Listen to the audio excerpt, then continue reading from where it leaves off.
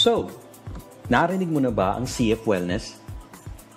Sa tuwing makakakita ka ng green apple na may mapa ng mundo, yan ang simbolo ng isang kumpanyang nagpapahalaga sa kalusugan. Ang kumpanyang naghahatid ng mga produkto at serbisyo na may kinalaman sa health and wellness at iba't ibang programang nagbibigay ng kabuhayan upang makamit mo ang iyong mga pangarap at gumanda ang iyong kinabukasan.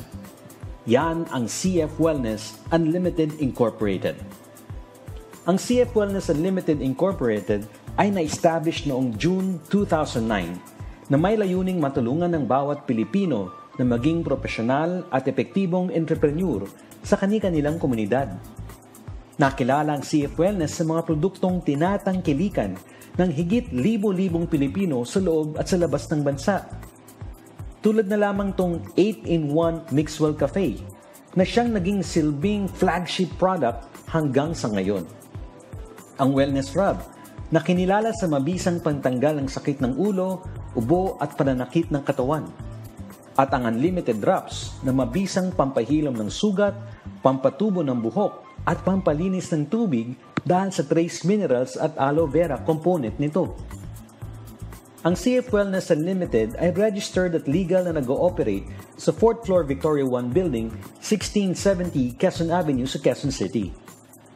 Binubuo ang CF Wellness ng mga miyembro na may malawak na experience sa direct marketing, information technology, research at corporate management.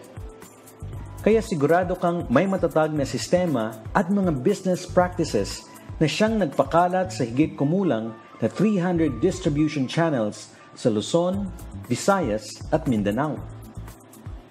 Kung kaya't ang hanap mo ang isang exciting opportunity na magkaroon ng isang negosyo o di kaya'y makakuha ng mga produktong siguradong makakatulong sa iyong kalusugan, makinig, pag-aralan at subukan ng mga produkto at serbisyo ng CF Wellness Unlimited.